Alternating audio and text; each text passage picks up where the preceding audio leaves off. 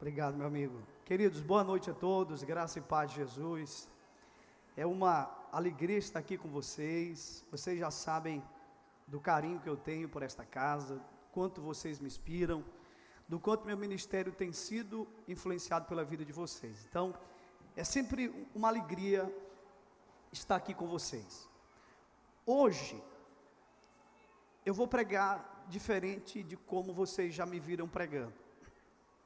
E por que eu vou pregar assim? Porque eu discerni. Eu sou um pastor de uma igreja local. Eu não sou um pregador itinerante, apesar de viajar, de pregar, mas eu sou pastor de uma igreja local. No próximo ano, eu vou fazer 20 anos que eu cuido de uma igreja local. E eu amo fazer isso. É o que eu mais amo fazer, mais do que pregar fora, do que viajar. E nesses anos de ministério, eu discerni que o pastor, por vez ele prega como um profeta, por vez ele prega como evangelista, tem momentos que ele prega como pastor. Então há momentos, e cada momento exige do pastor um jeito. E hoje eu vou pregar de uma maneira mais professoral. No entanto, preste atenção, no final do culto nós teremos um momento para nós praticarmos aquilo que vai ser ensinado aqui hoje. Amém? Mas eu quero que você, o Herbert já orou, mas eu queria orar com você. Quero que você curve sua cabeça, feche seus olhos. Vamos orar. Pai, eu sei quem eu sou, e eu sei quem Tu és. Eu sou um canal, Tu és a fonte. De Ti, Senhor, vem toda a sabedoria, todo o conhecimento e toda a unção.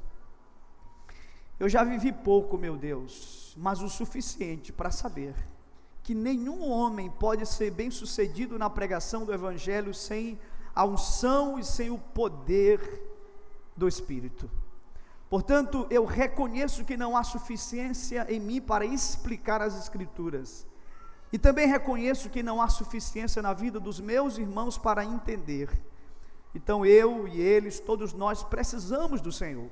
Fala aos nossos corações de tal maneira que ninguém deste ambiente saia sem, meu Deus, uma experiência contigo.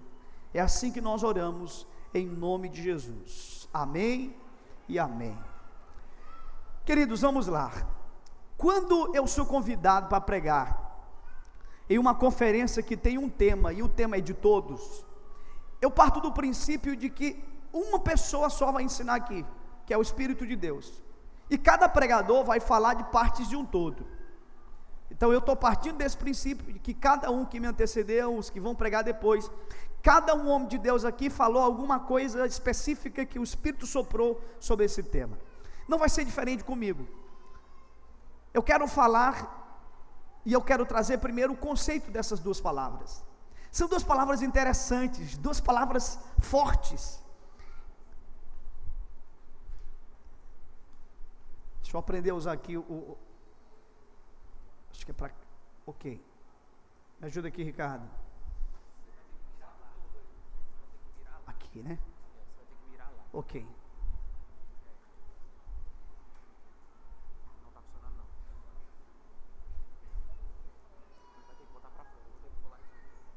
Ok, espera aqui. Agora funcionou, tranquilo. Pronto, funcionou, Ricardo. Ok, funcionou. Deixou de funcionar. Orem, mas vai funcionar, tenho certeza absoluta. Amém? Eu creio. Pronto, funcionou. Ok. Olhe para cá, por favor. Ativação significa pôr em movimento. Profético significa a declaração da vontade de Deus. Todas as vezes que alguém declara a vontade de Deus, isto é profético. Eu gosto muito de uma frase que diz assim: Deus não muda, mas Deus se movimenta. Tem muita gente que precisa entender isso. Deus não muda, mas Deus se movimenta. Isso quer dizer que Deus que não muda na sua essência, pode mudar a sua metodologia. Porque se você ler as Escrituras com atenção, você vai perceber que no Velho Testamento Deus agiu, mas Ele não agiu do mesmo jeito que Ele agiu no Novo Testamento. Se você for estudar a história da igreja, você vai ver que os séculos e as décadas, em cada década, Deus agia de uma maneira específica. Então tem muita gente dizendo assim: nós queremos viver a igreja primitiva. Não, queridos, a igreja primitiva foi levantada pelo Espírito por um tempo.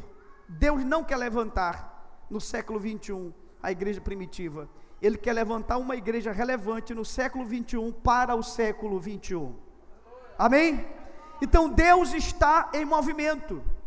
E eu amo muito, muito um texto das Escrituras. Então o profético, ativação profética nada mais é do que movimentar-se na terra pela direção do céu. Ezequiel capítulo 37, você deve conhecer, é um texto clássico da Bíblia. Fala que o Espírito levou um profeta Ezequiel, para um ambiente que estava cheio de ossos secos. No entanto, o profeta de Deus, ele se move dentro daquele ambiente de duas maneiras. A primeira maneira que ele se movimenta, você vai ver, a Bíblia diz que ele andou no vale. No entanto, ele não gerou nenhum impacto naquele vale, nenhuma transformação naquele vale. Importante eu te dizer que quando eu leio esse texto, eu olho para Ezequiel como uma figura tipológica da igreja, e olho para o vale como uma figura tipológica da cidade. Então por que que Deus implanta, por que que Deus coloca uma igreja numa cidade? Pela mesma razão que Ele colocou Ezequiel no vale, para ser um instrumento de transformação. No entanto, assim como na história de Ezequiel no vale, tem muitas igrejas se movendo sem uma direção, e quando a gente se move sem uma direção, a gente não gera transformação. Aí você vai ver o segundo momento da história de Ezequiel, quando Ezequiel começa a se mover, mas agora debaixo da direção de Deus. E esse tempo é selado por uma pergunta. Deus pergunta ao profeta, a pergunta foi: poderão acaso reviver estes ossos? Irmãos, por que você pergunta? Você pergunta pela mesma razão que eu pergunto, porque eu não tenho respostas. Mas você acha que Deus pergunta porque Ele não tem resposta? Então existe uma outra maneira pela qual Deus pergunta, e qual seria? Deus pergunta porque Ele está querendo alinhar a crença do profeta com a sua crença. E quando Deus alinha as convicções do profeta com as convicções dele, então o ambiente começa a ser alterado, porque alguém começa a se mover debaixo da direção de Deus, e não tem nada mais profético do que isso. Amém? Então o que é ativação profética? É todas as vezes que alguém se movimenta na terra pela direção de Deus. Próximo slide. Eu irei nessa noite responder duas perguntas. Devo gastar em torno de 95% do tempo com essa pergunta. A outra pergunta eu vou gastar aí 5%. Para que você então, quando eu fizer a segunda pergunta, não faça aquela continha: meu Deus, se o primeiro tópico do pastor demorou 40 minutos, então o segundo, não, fique tranquilo. Eu vou gastar mais tempo, 95% do tempo, nessa primeira pergunta, e depois então a gente vai trabalhar outra pergunta. A pergunta é: onde o profético se manifesta? Onde o profético se manifesta? Vamos pensar sobre isso juntos? Vamos ver o que a Bíblia diz sobre isso? O que a história tem a nos dizer sobre isso? Ok. Antes de começar, de continuar, eu quero chamar uma pessoa aqui. Eu não sei se você sabe, mas as cores falam muito sobre nós. As cores dizem muito sobre nós. E eu vou fazer o seguinte: eu vou chamar alguém aqui. Meu filho, pode ser você. Vem cá, suba aqui por gentileza. Você congrega onde? Aqui na sede, né? Tá, eu vou te dar essa canetinha bem aqui que eu tenho. Preste atenção, gente, muito importante esse momento. Meu filho vai apertar bem aqui no meio, ó. Olha para mim. As cores dizem muito sobre você. Então deixa eu te fazer uma pergunta. Me localiza neste desenho o pássaro. Se você fosse pintar esse pássaro, que cor você pintaria? Azul. Por que azul? Ele não sabe. Ele gosta de azul, né? Ele é cruzeirense. Se meu filho localiza ali para mim a árvore. Ok. Se você fosse pintar essa árvore, você pintaria que cor? Verde. Por quê? Porque é a cor da árvore. Muito bem. Agora vai ficar mais difícil. Me localiza o sol. Ah, você achou o sol. Que cor você pintaria o sol? Amarelo. Por que amarelo? É a cor que ele pintou desde criança. O amarelo. Okay. Se você fosse primeiro me localiza a igreja aí. A igreja, ok. De novo, por favor, a igreja. Ok, vocês viram, né? Tá. Que cor você pintaria a igreja? Azul, meu filho, é a nossa cor. Eu acho que ele pintaria azul por fora e preto por dentro. Pronto. Entendeu? Azul por fora e preto por dentro. Ok. Tá bom, meu filho pode sentar. Vamos aplaudir. Ok. Tá bom, ok. Tá bom. Queridos, na verdade não era sobre cor que eu queria. Eu queria mostrar uma coisa que está no inconsciente coletivo de todos nós. Por favor, muita atenção.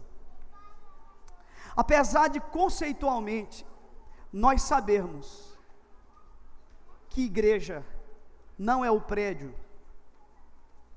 Você viu onde que ele apontou a igreja? Eu perguntei para onde está a igreja, ele disse aqui, ó. Deixa eu te mostrar o que aconteceu numa escola bíblica dominical, numa sala de crianças. Aconteceu isso aqui, ó. Opa.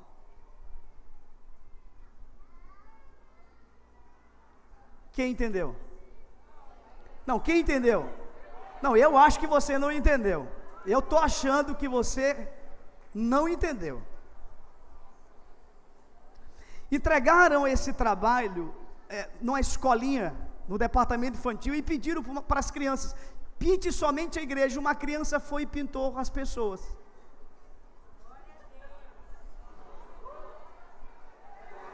Agora vocês estão entendendo. Agora vocês estão começando a entender. Sejamos honestos, mas quem na hora que eu pedi para localizar a igreja, mostrou isso aqui, pensou isso aqui? Seja honesto, levante a mão. Parabéns por sua sinceridade, parabéns. Pois a criancinha tem muito para nos ensinar. A criancinha diz: não, tia, a igreja são as pessoas. Por que eu quero que isso fique muito claro? Porque todos nós, conceitualmente, já sabemos disso, mas a gente funciona como se não soubéssemos. Todo mundo sabe que igreja não é um lugar, mas a gente não funciona assim. E por isso que eu quero mostrar para vocês que o profético tem um ambiente para se manifestar. E vamos entender aqui hoje. Então vamos lá. Outra pergunta importante. Outra pergunta muito importante. O que você acha de um pastor que abre uma igreja com o principal objetivo de ganhar dinheiro? Irmão, eu sou pastor, tem um monte de pastor aqui, pode arrebentar, fala o que você pensa. Meu filho, o que você acha? Não tem nenhum propósito. Vamos pensar no adjetivo para esse cara. Vamos lá, eu sei que está na cabeça de vocês aí, vocês estão com medo de falar. Mercenário, conseguiu falar. Um pastor que abre uma igreja com o principal objetivo de ganhar dinheiro, ele é o quê? O mercenário. E o que você acha de um empresário que abre uma empresa com o principal objetivo de ganhar dinheiro?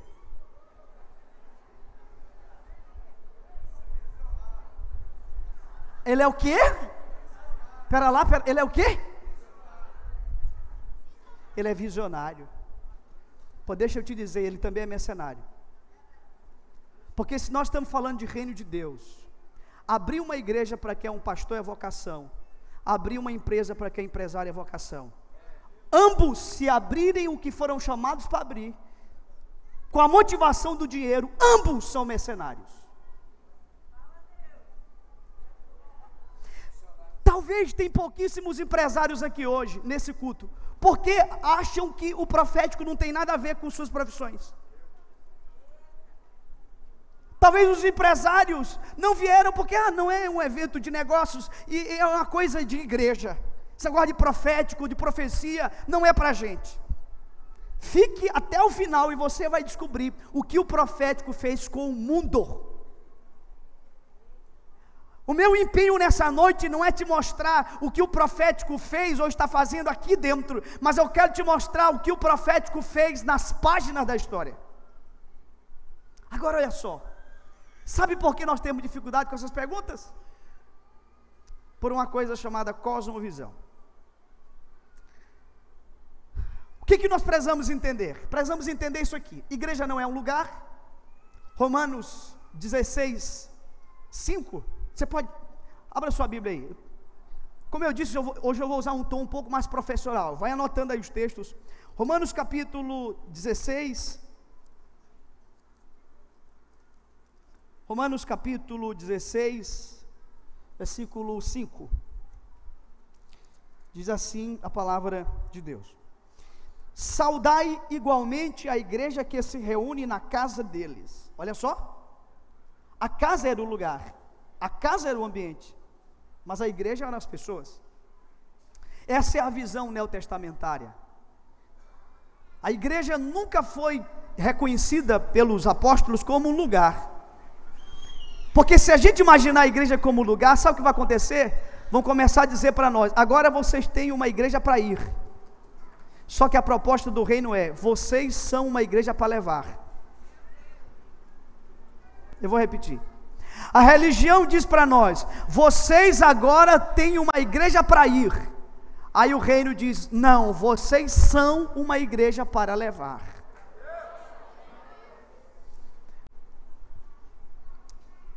Não existe secular e sagrado, o chamado dualismo grego, né? Eu amo esse texto, Colossenses 3:23. Irmão, pera lá. Será que a gente tem coragem de interpretar esse texto? Esse texto é perigoso, ele pode gerar problema aqui. Presta atenção. Esse texto diz assim: tudo quanto fizerdes, fazei-o de todo o coração, como para o Senhor e não para os homens, porque deles tereis a recompensa. Agora, a grande questão é: o que significa tudo? Se você perguntasse para mim, de 2009 para trás, Ribinha, o que é tudo? Sabe o que eu te diria? Pregar, evangelizar, orar, tocar, cantar, dançar, tudo que a gente faz aqui dentro, tudo vamos fazer para Deus, porque dele nós teremos a recompensa. Era isso que eu diria. Quando eu fui para a Coreia do Sul, que eu vi o que vi, e eu creio no que eu creio, porque eu vi, irmão, eu vi. Você não tem noção do que é aquele lugar. 1 milhão de membros, primeiro culto às 4 horas da manhã, culto dos paralíticos. Eu fui para o culto das 7 e não consegui entrar. Não consegui entrar no das 9, consegui entrar no das 11. Mas o que me impactou não foi isso. Foi ver uma igreja que profeticamente delimitou o comportamento de uma nação. Que lugar é aquele, gente? Que lugar extraordinário é aquele? Quando a gente pega esse texto do apóstolo Paulo, tudo, o que é tudo? Tudo, irmãos, vai lá ver lá no contexto. O contexto ele pode estar imediatamente posterior ao texto ou imediatamente anterior ao texto. Nesse caso, se você for estudar lá esse texto, Paulo vai usar todas as relações do mundo simples de sua época. Quais eram essas relações? Marido e mulher, pais e filhos, patrão e empregado. A coisa é tão séria que no texto Paulo vai dizer que o empregado tinha que tratar o seu patrão como se ele fosse Deus e vice-versa. Então o que esse texto está dizendo é que tudo que você fizer, inclusive fazer a faxina na casa, se você fizer para Deus, você vai ter a recompensa de Deus. Tudo vai mudar agora. Porque você precisa ser profético no ambiente que você trabalha, e não só com violão aqui na mão. Posso ouvir um amém? Você tem que ser profético liderando a sua célula, mas você tem que ser profético do que você faz lá fora. Aí você vai ver o reino de Deus beijando essa cidade. Irmão, eu tenho tanta coisa para falar com vocês. Eu estou igual o Roberto Carlos. É Roberto Carlos que tem aquela música? Eu tenho tanto para te falar, mas não pode, né? Mas com palavras. Eu tenho muita coisa para a gente conversar. Mas vamos seguir. Opa, o que foi que aconteceu? Opa.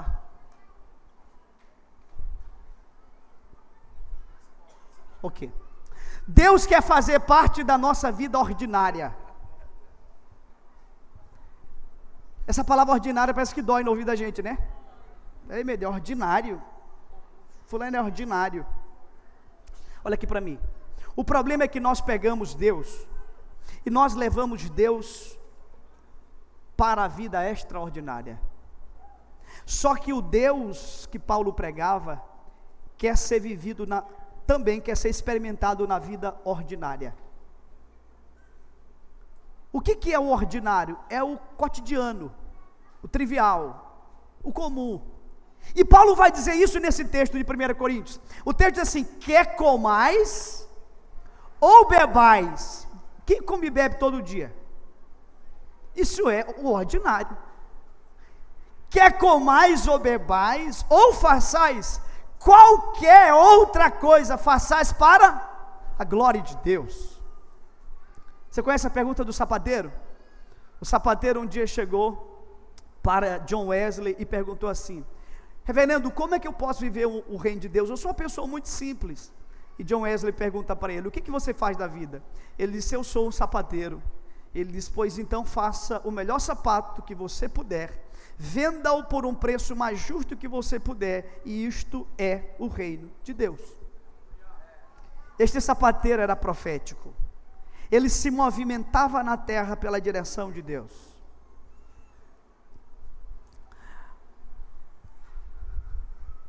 Tá, isso aqui é importante. Quem já ouviu falar de Martinho Lutero? 31 de outubro de 1517 foi o dia que historicamente se reconhece como o momento em que começa a reforma protestante, quando Martinho Lutero pega suas 95 teses e coloca na porta da igreja de Wittenberg, na Alemanha. Lutero estava lendo Romanos, capítulo 1, versículo 17, se não me falha a memória, quando ele teve uma revelação. O espírito profético veio sobre Lutero. Então ele escreveu: o justo viverá por fé. E essa experiência profética, proporcionada pelo Espírito de Deus, gera um dos movimentos mais importantes para a história da igreja, a reforma protestante. Quem conhece essa história? Possível não conhecê-la? Possível. Agora, quem já ouviu falar desse homem aqui? Diminuiu bastante, diminuiu muito. Uma meia dúzia levantou a mão. Quem foi Gutenberg? Johann Gutenberg, também um alemão. Em 1430, este homem inventa uma prensa móvel. Portanto, ele é tido como o pai da imprensa. O cara que inventou a imprensa. Talvez você não saiba da história que eu vou te contar agora. Um dia ele estava, pastor Ricardo, talhando na oficina do pai dele as peças de madeira e formando o seu nome, talhando o seu nome. em peças de madeira. De repente a letra H cai dentro de um recipiente de tintas. E ele pega rapidamente aquilo, e ele coloca em cima de uma folha. E depois de algum tempo ele vai tirar. E ele percebe que ficou uma impressão, pastor. E ele diz que naquela hora, uma voz interior mostrou para ele todo o projeto que no futuro ele iria concretizar. Quem acredita que isso também foi profético? Agora responda para mim essa pergunta aqui. Responda para mim, queridão. O que seria de Martinho Lutero sem Gutenberg? Deixa eu te falar, você está percebendo que foi quase 100 anos depois? Ou seja, Deus levanta um cara para inventar a imprensa, Deus levanta um cara para traduzir a Bíblia para a língua do povo. Isso não teria sentido se não existisse a imprensa. Ambos foram profeticamente levantados pelo Espírito de Deus. A minha pergunta é: onde estão os Gutenberg dessa geração?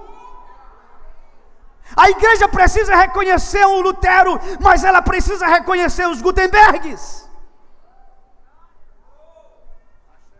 Porque senão o profético vai ficar aqui dentro, e não é o projeto de Deus. Gente, se a gente fosse pensar e contextualizar isso, quem seria o Gutenberg hoje? O que seria a imprensa? O que tem de mais veloz dessa geração? Gente, eu fiz uma viagem há 2 anos atrás. Eu fui pregar no sul e eu pedi para a pessoa que me convidou para comprar a passagem assim uns 10 dias antes. E eu conheci todas as igrejas relevantes do sul do país. Eu fui em todas elas. Eu entrei, eu vi, eu conversei com as pessoas e tudo. Mas eu entrei numa igreja que me marcou muito, que foi a igreja do apóstolo Luiz Hermínio, em Itajaí. Aquela igreja me impactou demais. Não tem ninguém naquela cidade que não conheça aquela igreja. Contrapartida, eu fui num lugar que o pastor é uma persona dessa nação, e eu fiquei assim, muito intrigado, porque eu saí no quarteirão da igreja, do templo, e ninguém sabia o nome da igreja. Eu cheguei em Itajaí, pastor Nonato, todo mundo sabe, e cá entre nós, aquela igreja nem tem nome de igreja, Mervan.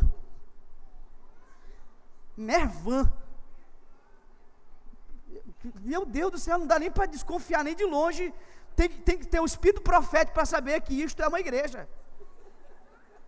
Mas é uma senhora igreja, relevante. Eu tive lá, não sei se você já foi, e eu entrei na cidade, eu perguntei. Agora, pastor Nonato, sabe o que me impactou? Você já esteve lá? Pastor, lá, fisicamente falando, é menor do que esse espaço. O senhor conhece a IBA? Uma igreja grande, relevante. Mas sabe o que me tocou? É que nós aqui no Maranhão não estamos reconhecendo os Gutenbergs como eles reconhecem. Não tem um canto desse país que alguém não foi tocado pelo ministério do Mervan. Sabe por quê? Porque Luiz reconhece muito o Gutenberg como um movimento profético. Pastor, eu já fui muito impactado pelas suas ministrações aqui. Mas o que a gente está fazendo para que isso chegue nos interiores?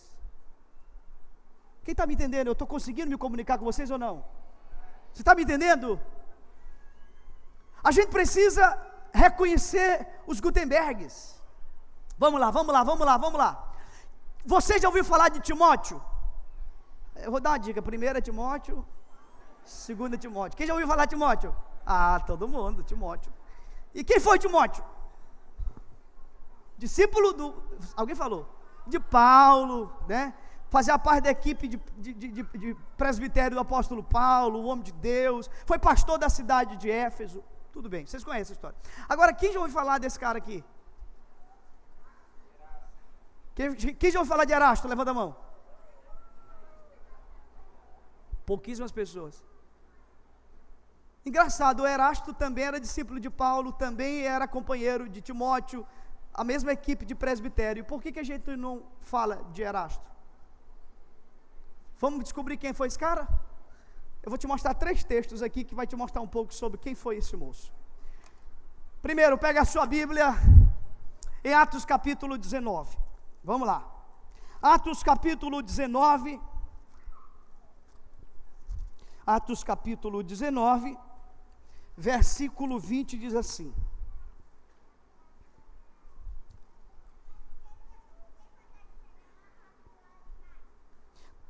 na verdade é 22, a referência está errada ali, queridos. 22.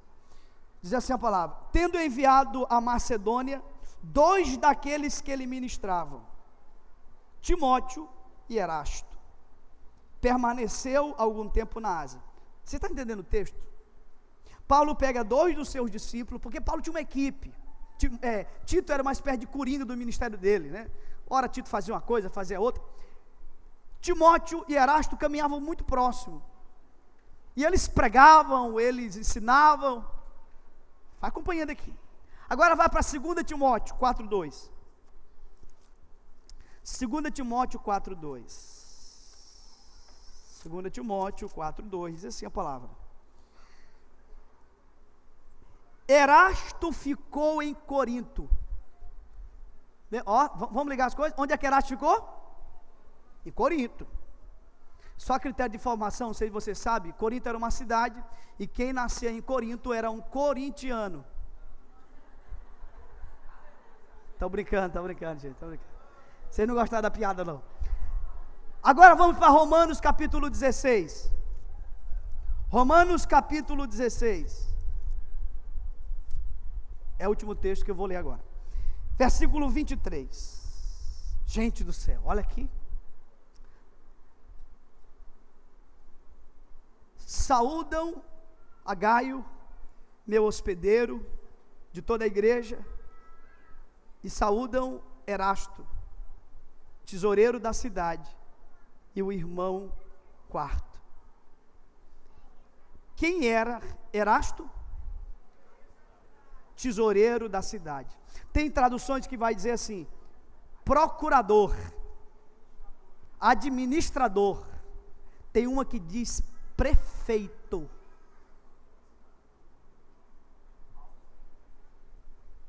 Gente, que homem é esse chamado Paulo, que discipula um grupo e diz: você, Timóteo, você vai ser pastor na cidade de Éfeso, e você, Erasto, você vai para Corinto. E à medida que o ministério foi se desenvolvendo, ele se tornou o prefeito daquela cidade. Agora veja isso aqui. Uma igreja profética reconhece as vocações e os ciclos. Preste atenção nisso. Uma igreja profética reconhece as vocações e os ciclos. Profeticamente, Timóteo foi levantado e Erasto também. Deixa eu mostrar isso aqui. Não sei se o pastor Nonato já esteve lá, mas o meu pastor teve, me falou dessa história. Em 1929, entre as ruínas escavadas da Corinto Antiga, foi descoberta uma inscrição. Essa inscrição bem aqui, ó. Pastor Idelfonso, meu amigo, pastor em Bacabal, também esteve lá. Ele viu essa pedra. Está lá. Sabe o que significa essa inscrição? Significa isso aqui, ó. Erasto, comissário de obras públicas, custeou as despesas dessa pavimentação. A pergunta é: estamos falando sobre crescimento de igreja ou transformação? Porque se a gente estiver falando de transformação, a gente precisa reconhecer as vocações e os ciclos. Isso também é profético. De vez em quando você diz amém, tá bom? Ajuda muito. De vez em quando, não precisa ser toda hora não. Você já ouviu falar de Josué? Já ouviu falar de Josué? Tá, Números capítulo 27, vamos ler esse texto é legal. Números capítulo 27. Eu disse que eu usaria o tom mais professoral hoje. Número 27. Números capítulo 27. Não, o que foi que aconteceu? Ah, tá, colocaram lá, ok. 27, versículo 18, diz assim: disse o Senhor a Moisés. Deus falou com quem aqui, gente? Com Moisés, presta atenção. Deus falou com Moisés: toma Josué, filho de Nun, homem em que há o Espírito. Homem em que há o Espírito. Meu Deus do céu. Que era Josué, um homem cheio do Espírito. E profeticamente, porque ele não esquece do conceito inicial. O que é profético? É tudo aquilo que se move na terra pela direção do céu. Então, quando Moisés está aqui na terra e escuta Deus falar com ele, diz assim: chama Josué, isso começa a ser profético, porque ele começa a fazer as coisas, não de sua cabeça, mas pela direção de Deus. Você está aqui comigo? Amém? E esse Josué, cheio do Espírito Santo, é reconhecido por Moisés como alguém cujo espírito profético está. Eita Deus, maravilhoso. Agora vamos lá, olha aqui. Você já ouviu falar de Bezalel? Já? Já mesmo? Que legal. Então pegue a sua Bíblia em Êxodo 31. Êxodo 31. Êxodo capítulo 31. O versículo 1 ao 5 diz assim a palavra de Deus: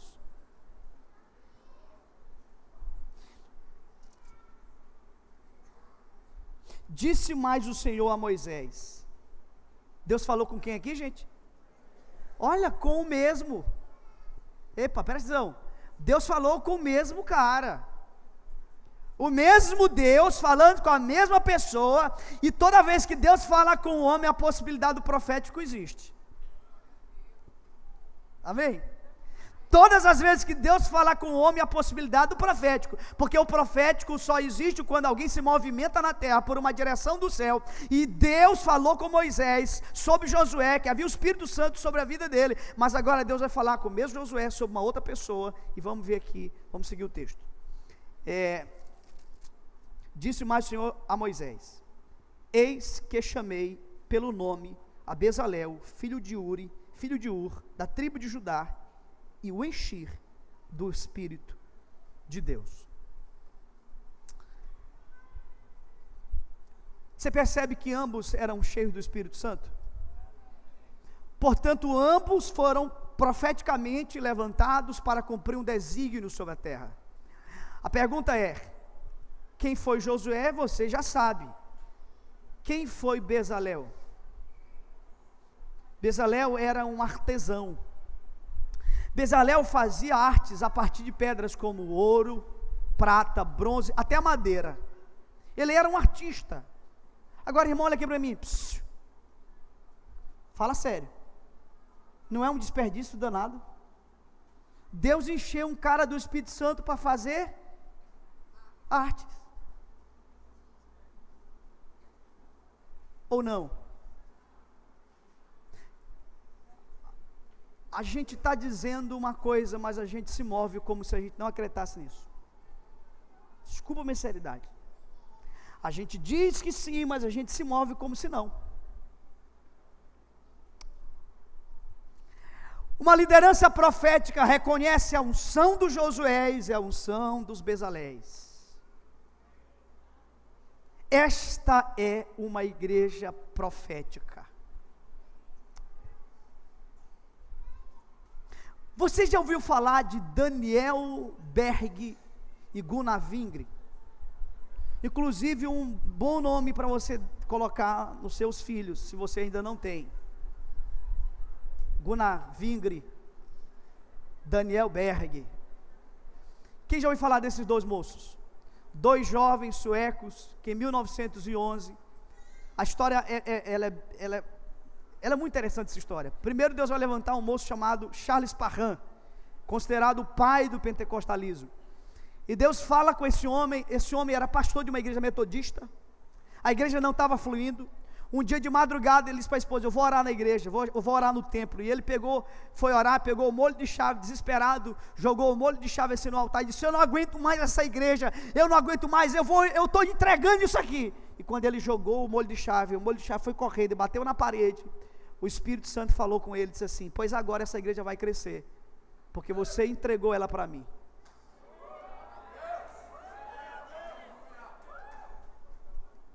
Irmão, isso é ou não é profético? Meu Deus, é forte. A história vai dizer que naquela madrugada Charles Parham teve uma experiência poderosa. Ele foi batizado no Espírito Santo. E depois ele conhece um jovem negro chamado William Seymour. Gente, meu Deus, isso é muito poderoso. Tudo que Deus fez na sociedade, primeiro ele começou na igreja. Sabia disso? Na época em que Deus levanta Charles Parham, um branco, dos olhos azuis, e levanta William Seymour, um negro, e eles eram amigos, numa época em que a sociedade vivia a segregação racial. Deus fez primeiro na igreja, depois na sociedade. Quando as mulheres na América não podiam votar, Deus levantou no seio do movimento pentecostal mulheres como instrumentos do movimento. Elas podiam fazer no templo o que não faziam na sociedade. 50 anos depois elas começaram a ter direito, primeiro na igreja. Pastor, Deus nunca vai fazer nessa cidade o que Ele não fez na igreja. Primeiro Ele faz aqui, depois lá. Deus não toca no vale de ossos até tocar na mente do profeta primeiro. Então Seymour pede para Charles Parham orar por ele. Ele monta um seminário chamado Bethel, se não me falha a memória, e ele participa dessa escola, e ele pede para ele orar pela vida do Seymour, e o Charles Parham ora. Seymour foi batizado no Espírito Santo.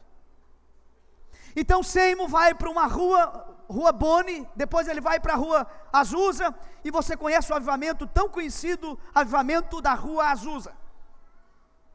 Só que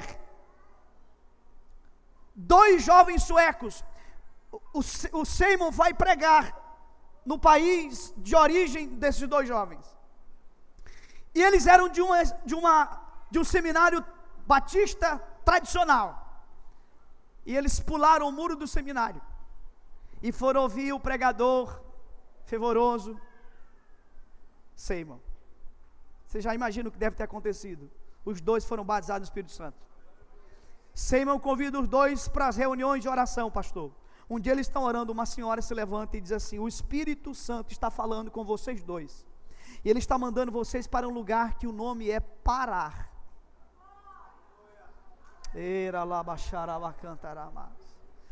Então eles vão no mapa mundo e eles encontram no mapa, só tem um lugar no mundo com esse nome.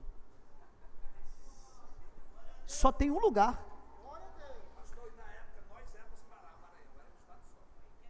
Eu não sabia dessa informação. Então ficou ainda um fogo aqui por aqui, né? Em 1911, Daniel Berg e Gunnar Wingre, eles chegam. Engraçado que o pastor Heber Trigueiro é um amigo que eu tenho em Castanhal. Um dia eu disse para Heber, me leva lá na igreja do templo central da Assembleia de Deus. Quando eu entrei no templo, eu achei a réplica do templo de Seul, claro, bem menor, dimensões bem menor. Depois eu li o livro do Paul Yong-Cho e descobri, quando rompeu o avivamento em Belém, Paul Yong-Cho era um jovem, e ele desce para Belém, e ele vem em Belém, e o Espírito de Deus queima ele desenha mais ou menos o projeto da igreja, volta para a sua nação, e faz aquilo multiplicadas vezes maior. Irmãos, o banheiro de Seul é maior do que esse templo, o banheiro do templo principal, fora os outros trocentos banheiros que tem, mas o jeito, o layout do templo é muito parecido. E eu contei a história para o pastor Heber. Heber entrou no templo e começou a chorar. Ele disse: Binha, que coisa estranha, eu já tinha entrado nesse templo muitas vezes e nunca tinha sentido nada. Isso porque você desconhecia o peso da história, agora você sabe. Irmãos, eu fui na praça que Daniel Berg e Gunnar Wingre sentaram. A história vai dizer que eles sentaram em dois banquinhos, Isso é uma loucura, assim, humanamente falando, eles não tinham direção de nada, eles só sabiam que tinham que ir para um lugar chamado Pará, e eles pegaram o que tinham, gastaram tudo nessa passagem, compraram passagem, chegaram em Belém, sentaram no banco da praça e foram orar para Deus mostrar para onde eles tinham que ir. Meu Deus, tem algo mais profético do que isso?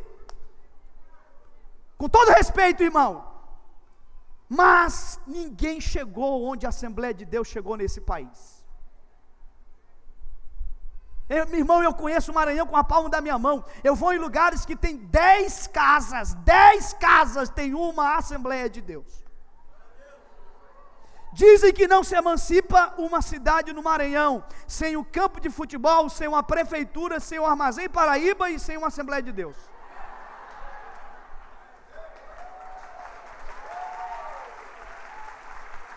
É uma história incrível. Quem veio aqui da Assembleia de Deus ou tem parente na Assembleia de Deus? Ó, estão em todos os lugares, irmão. Eu acho que estão até na lua já.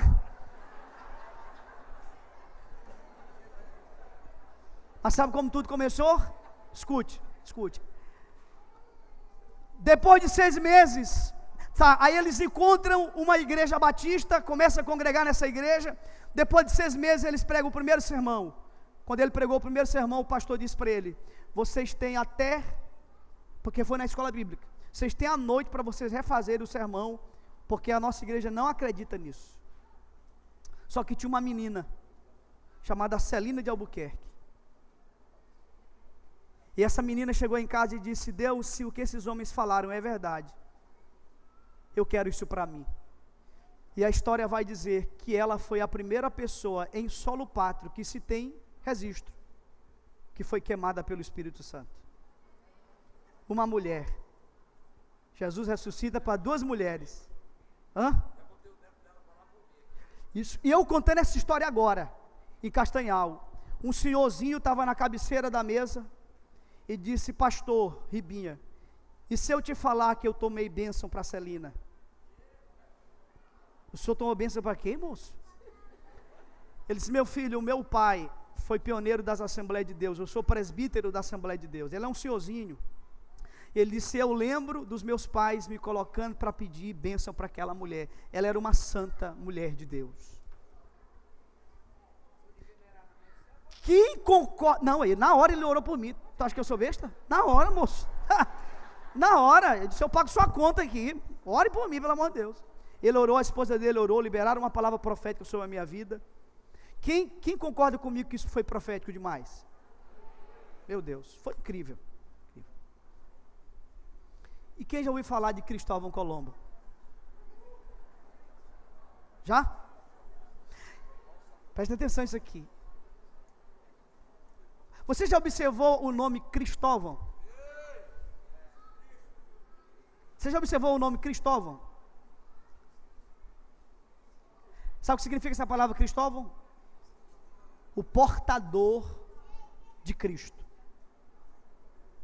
Você disse para mim que o que Deus fez através de Daniel Beck foi profético. Eles atravessaram o continente, e a história é parecida, e eles vieram para cá, debaixo de uma palavra profética. E Cristóvão Colombo, o que tem a ver? Deixa eu te dizer uma coisa. O meu objetivo nessa noite é te mostrar que o espírito do profético está agindo na história e não só dentro de um templo. Eu trouxe aqui, está aqui, ó, Transformação Cultural, um livro do Instituto Transforma, Estratégia de Discipulado para as Nações, Mark Belilis é o escritor. Página 37. Olha o que diz o texto. É um capítulo que fala sobre a história de Cristóvão Colombo, mas eu vou citar para você somente o texto que está em aspas, que é do diário dele. Só o texto do diário. Diz assim: foi o Senhor que colocou em minha mente.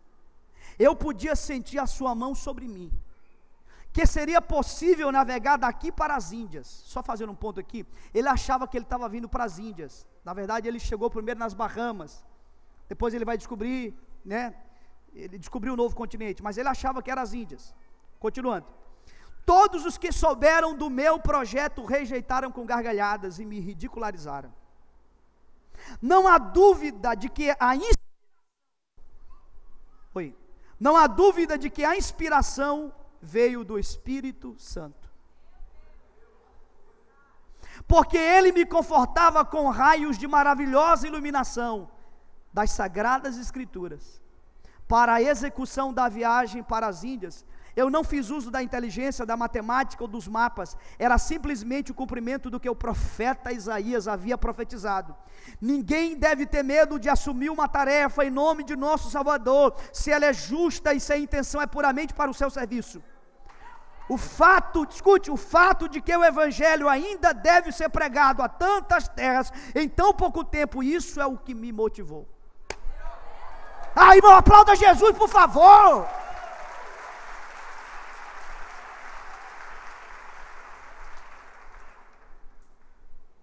A pergunta é: por que, pastor Nonato, não falaram disso para a gente no colégio? Você está doido para chegar em casa e estudar agora a história de Cristóvão Colombo? Esse livro é extraordinário. Esse livro vai mostrar como que o profético mudou o mundo. O mundo que nós temos foi alterado pelo profético. E por que eu estou trazendo essa palavra? Porque, pastor, já faz anos que eu vim aqui. A primeira vez que eu vim aqui nesse espaço, eu vim pregar aqui há muitos anos, a Batista Nacional. Mas eu lembro o dia que eu vim aqui, e o Espírito, eu fiquei sentado bem ali atrás, fiquei hospedado nos apartamentos que tinha aqui atrás, e o Espírito de Deus falou comigo sobre vocês. Há recursos que o Espírito Santo está colocando nesta casa, para impactar a cidade imperatriz. E no final do culto eu vou liberar uma palavra que ela está queimando meu coração sobre vocês. No final do culto eu vou liberar essa palavra que está queimando meu peito. Eu vim de Pinheiro com essa palavra no meu coração para liberar sobre vocês. Então você agora concorda que o profético moveu Daniel Berg e Gunaving, mas o profético também moveu Cristóvão Colombo. Ambos movidos pelo espírito da profecia. Meu Deus, hoje é engraçado, não é? Mas vocês sabiam que eles tinham medo de prosseguir nas embarcações e cair? Hoje é cômico. Mas eles achavam, por causa da linha do horizonte, então eles achavam que a terra era meio que achatada, e eles achavam que o oceano tinha um limite. Então eles tinham medo, eles paravam.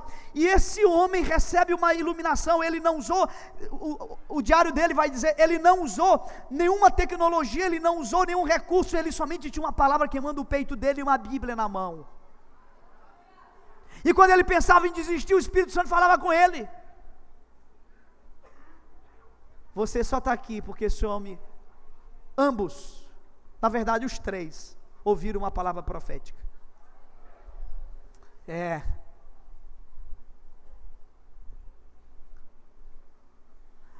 Tá. Esse é um texto de Atos 20, 27. Porque jamais deixei de vos anunciar todo o desígnio de Deus. É Paulo que está falando isso. Me conhecendo um pouco, o que vocês acham que me toca mais nesse texto? Deixa eu ver se você vai acertar. Que expressão me toca mais aí? Olha lá, todo. Essa é a frase da minha vida: o evangelho todo para o homem todo, para todos os homens. Esta frase foi o extrato do Congresso de Lausanne em 1974. Homens como Billy Graham, John Stott, Landa Cope e tantos outros, eles estavam preocupados com o fluxo da igreja. A igreja estava se separando da sociedade de uma maneira assim, muito religiosa. E eles estavam preocupados, e eles reuniram um grupo de homens de Deus, de várias partes do mundo, e eles oraram, eles jejuaram durante 3 dias, ouvindo palavras, e eles resumiram o congresso todo nessa frase: o evangelho todo para o homem todo, para todos os homens. Uma mensagem não precisa estar incorreta para estar incompleta.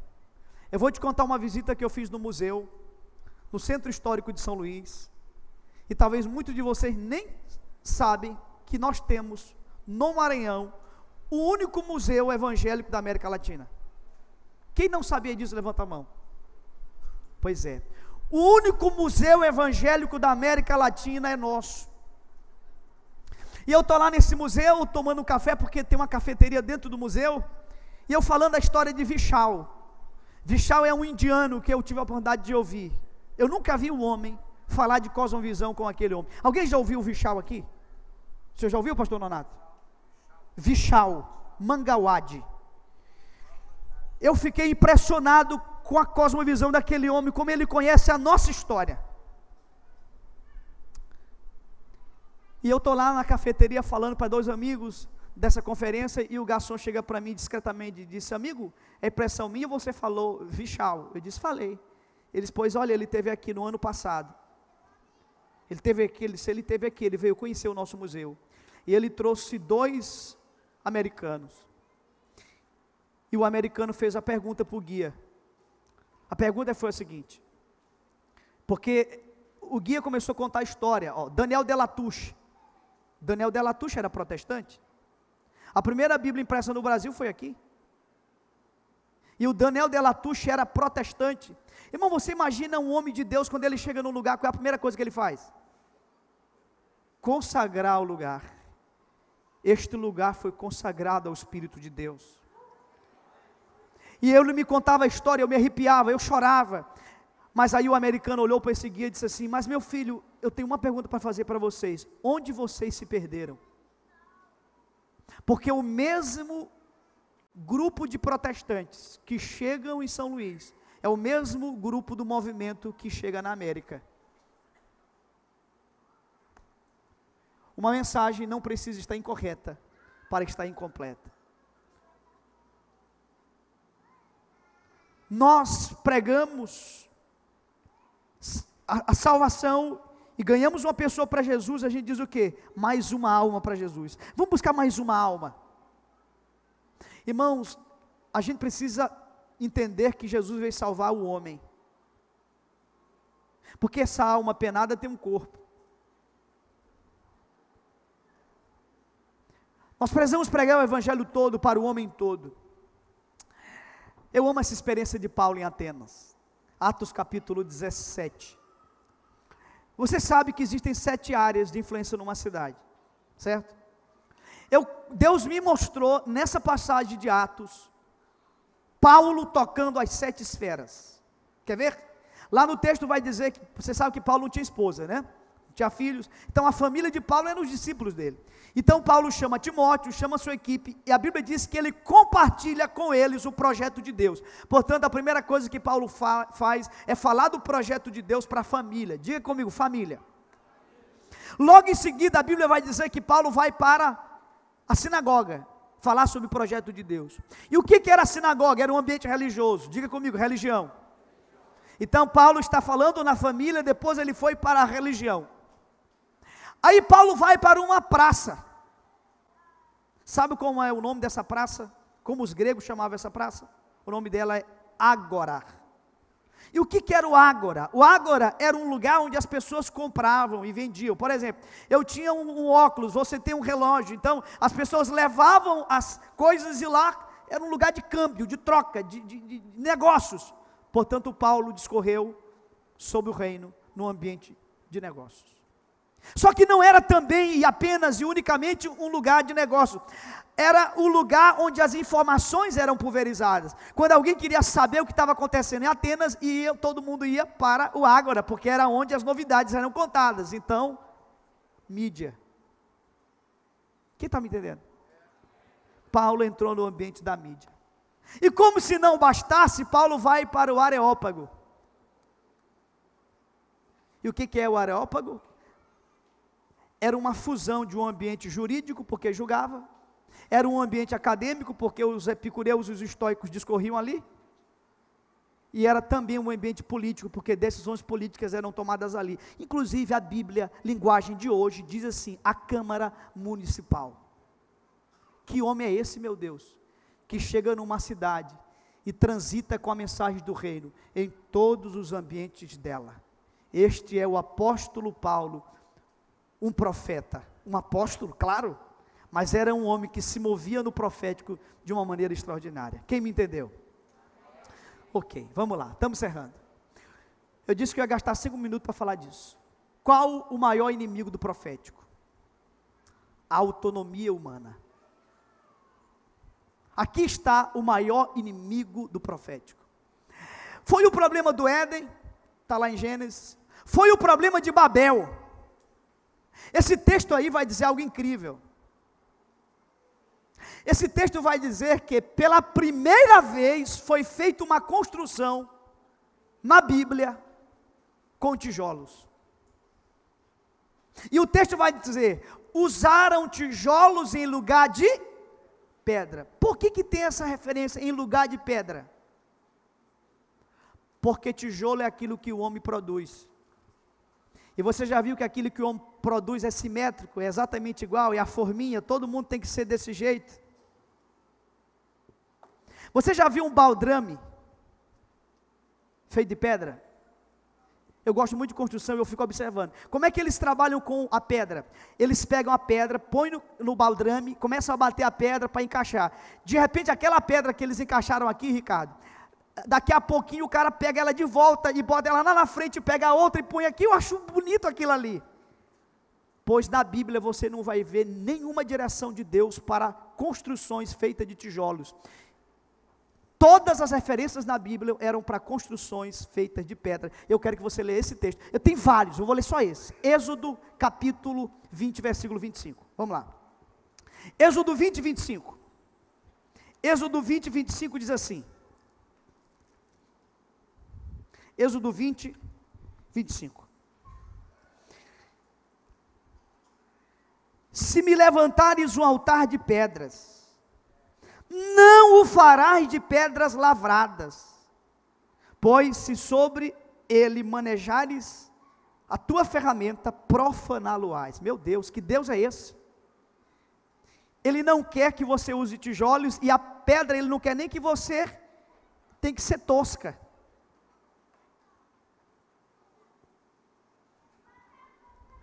Só que o espírito humano quer ser autônomo. Então o que é Babel? Irmão, você já observou que o objetivo final de Babel era bom? Qual era o objetivo final deles? Está lá no texto. Eles queriam chegar no céu. Meu Deus, tem um motivo mais nobre do que esse? Chegar no céu. No entanto, a metodologia foi errada. Eles queriam fazer a vontade de Deus com seus recursos, e Deus não aceita isso. Isso não é profético. Isso é humano, meramente humano. E pode dar certo? Pode. Mas a pergunta que a gente tem que fazer não é, está dando certo? A pergunta é, está sendo aprovado? Porque essa é a pergunta que vai fazer sentido nos portões da eternidade. Foi aprovado? E não está dando certo?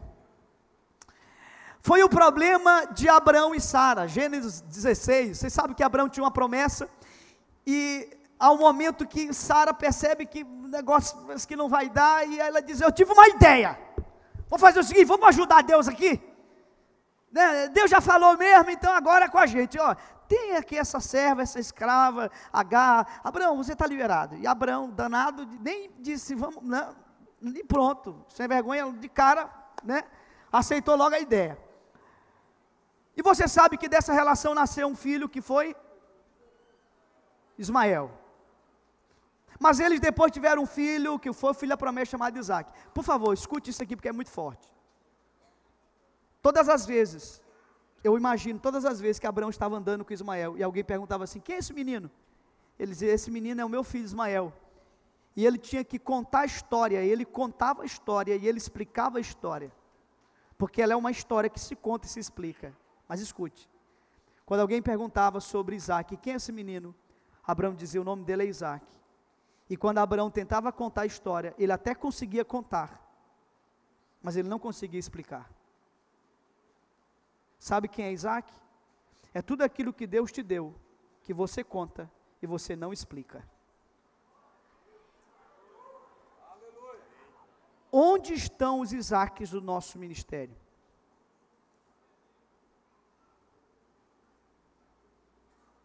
Irmãos, tem coisas que a gente conta e explica. Pronto, é o Ismael. Você fez na força do braço. Foi jeitinho.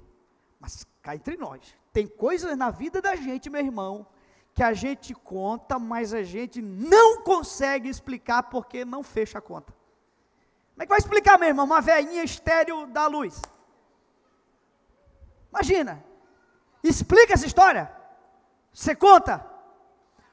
Eu profetizo em nome de Jesus, Isaques na tua vida. Histórias que você vai contar e quando você tentar explicar, você vai gaguejar.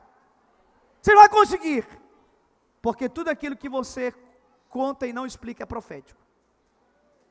Foi o problema de Abiú e Nadab. Quando o fogo de Deus não vem, e a gente fala tanto dessa palavra fogo estranho, fogo estranho. O que é o fogo estranho? O fogo estranho nada mais é do que um fogo produzido por eles. Porque era assim, ó. Como Deus instituiu no tabernáculo, o fogo vinha do céu, escute, olha aqui para mim, o fogo vinha do céu, consumia o holocausto, os sacerdotes vinham, pegavam o fogo que desceu do céu e faziam a obra a partir do fogo que desceu do céu. Como é que Abiú e Nadab fizeram? Rapaz, vamos fazer o seguinte, vamos produzir o fogo. E eles produziram o fogo e fizeram a obra com o fogo que eles produziram. Autonomia humana.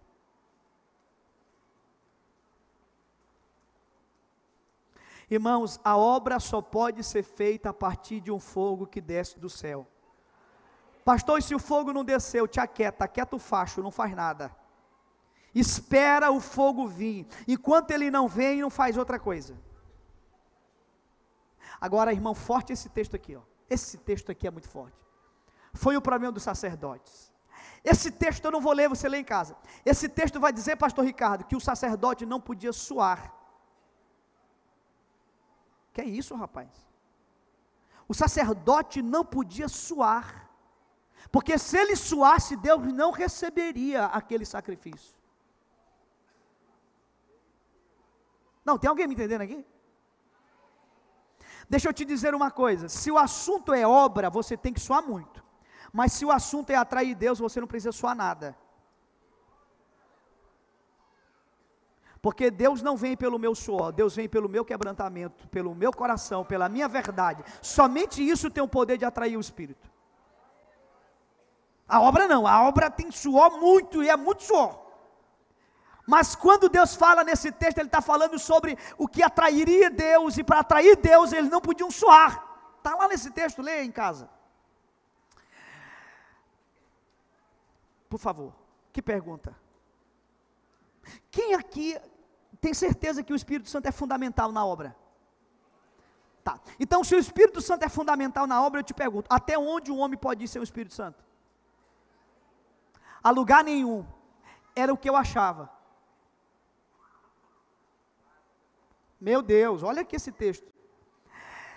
Atos capítulo 13, 21 vai dizer que Davi reinou 40 anos na nação de Israel. 1 Reis 2:11 vai dizer que Saul reinou 40 anos na nação de Israel.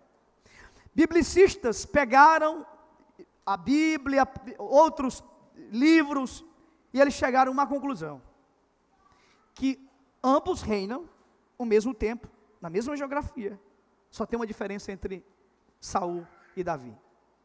É que nesse estudo chegaram à conclusão, que dos 40 anos que Saul reinou, somente 8 foi no Espírito.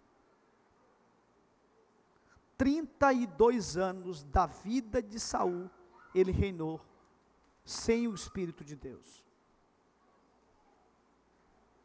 Até onde o homem pode ir sem o Espírito Santo? Mais longe do que ele pensa. A questão não é até onde você pode ir, a questão é até onde você decide ir. O segredo da vida de Davi é: só não retire de mim o teu Santo Espírito. Saul estava preocupado com o ministério e Davi com o sacerdócio.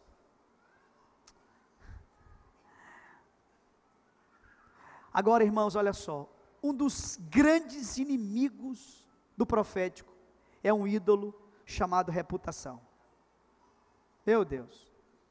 Alguém consegue me contar toda a história de Jonas em 1 minuto? Você é bom de Bíblia. Me conta a história de Jonas em 1 minuto, toda a história de Jonas, rapidinho. Jonas, a Bíblia.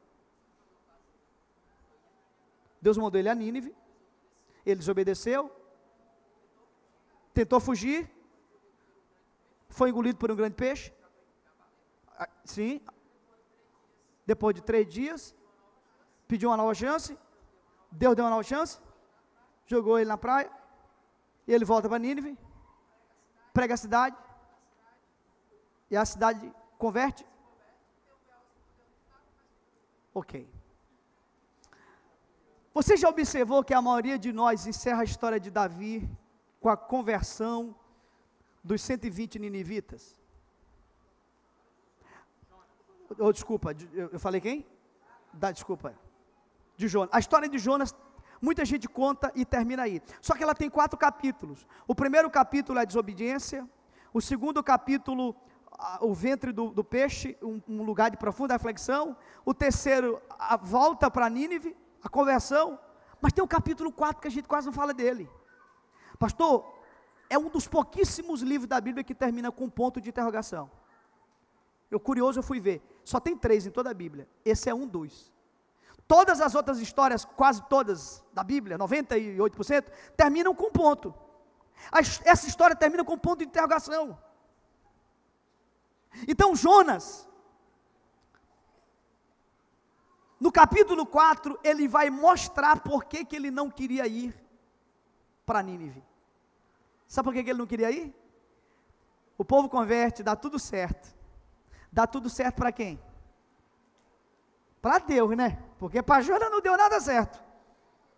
E a Bíblia vai dizer que Jonas então disse, agora tu entende, porque ele pede a morte, né? No capítulo 4. Agora tu entende, Deus, por que eu não queria vir para cá? É porque eu te conhecia, e eu sabia que tu és um Deus bom, piedoso, tu irias te arrepender, perdoar o povo, não destruir o povo, e sabe o que é que eles iriam dizer sobre mim? O que estão dizendo? Que eu sou um falso profeta, porque irmão, no Velho Testamento o negócio era implacável, profeta falou, não se cumpriu, acabou, perdeu o ministério. Então nós estamos diante de um homem que para cumprir o projeto de Deus, perdeu o ministério. Que é isso, cara? Que negócio é esse? Mas o grande problema de Jonas, para obedecer ao profético, era um ídolo chamado reputação. E quando que a reputação vira um ídolo? Quando ela passa a ser a medida para eu tomar decisão. Irmão, eu sei o que eu estou falando para vocês. Eu sei o que eu estou falando. Meu Deus do céu. Eu sei o que eu estou te dizendo. Porque reputação é quando a história de Jonas era tudo. Jonas botou tudo naquilo que Deus estava falando. E você imagina a história.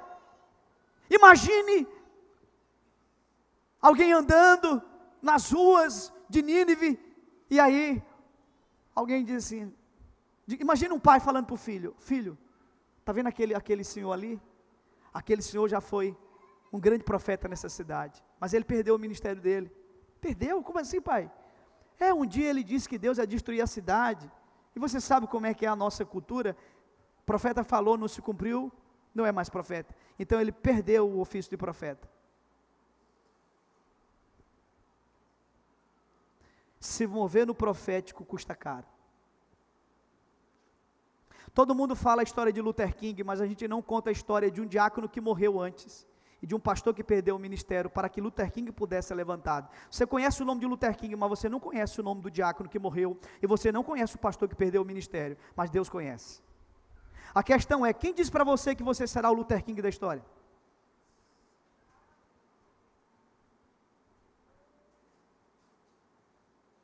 Você pode ser o diácono que vai morrer, que ninguém sabe o nome.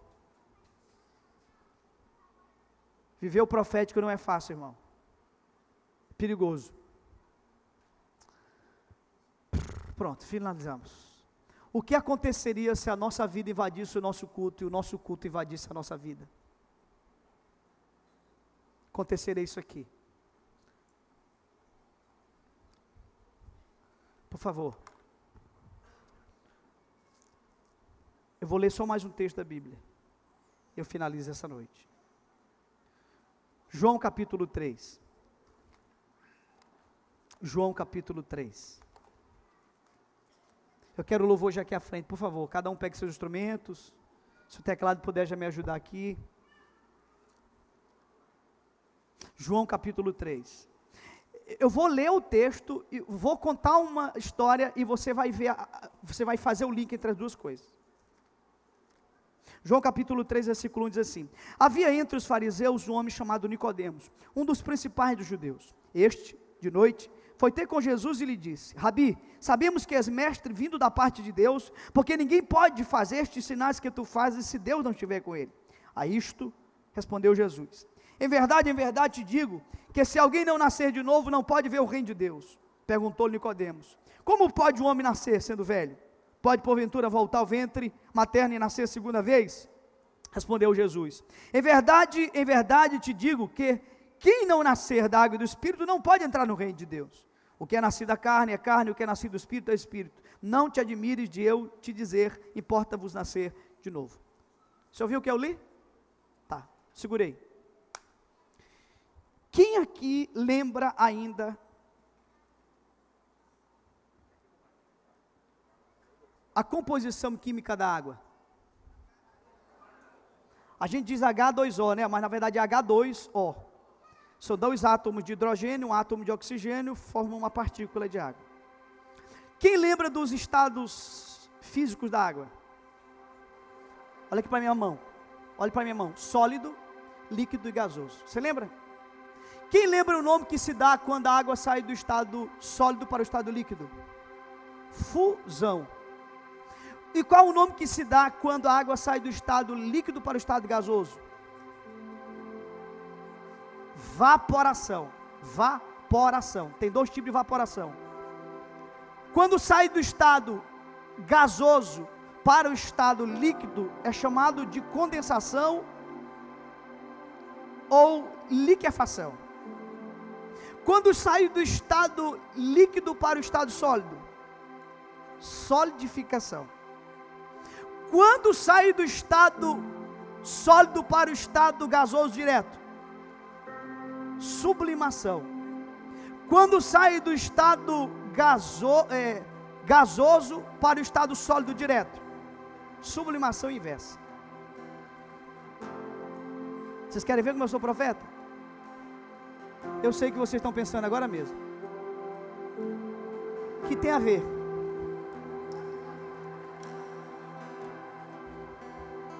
Quem pensou isso?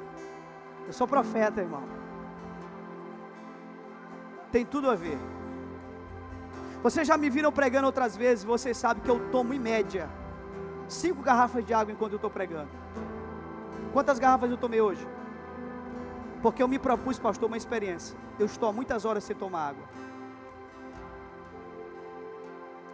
Como vocês acham que eu estou aqui agora? Com muita sede. Mas preste atenção. O que tem a ver isso com o texto que eu li de Nicodemos? No texto inteiro, Nicodemos chega para Jesus e diz assim: Jesus, me explica. E Jesus diz assim: Nicodemos, experimenta. E Nicodemos diz: Jesus, me explica. E Jesus diz: Nicodemos, experimenta. E Nicodemos insistente diz: Jesus, me explica como que eu vou voltar ao ventre. E Jesus diz: Nicodemos, experimenta. Você viu como que Nicodemos chamou Jesus? Como todo religioso chama: mestre. Porque o mestre explica. Se Jesus era mestre, quem era Deus? Um conteúdo, uma matéria. Só que Jesus veio para dizer que ele era filho. E filho não explica, filho revela. Presta atenção. Você viu tudo que eu falei sobre água? Você viu o que eu sei sobre água?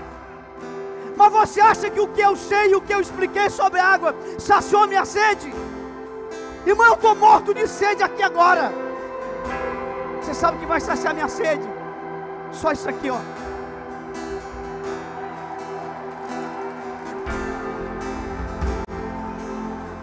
Eu vim aqui nessa noite te dizer: a gente está explicando demais o que a gente precisa experimentar. Profético não tem sentido se não virar prática, vida. É importante saber que Deus é Pai, Filho e Espírito Santo é. Como é importante saber que a água está no sólido, líquido e gasoso. Mas se você não experimentar, você vai morrer com sede, cheio de muito conhecimento. Fique em pé, eu tenho uma palavra de Deus para dar para vocês.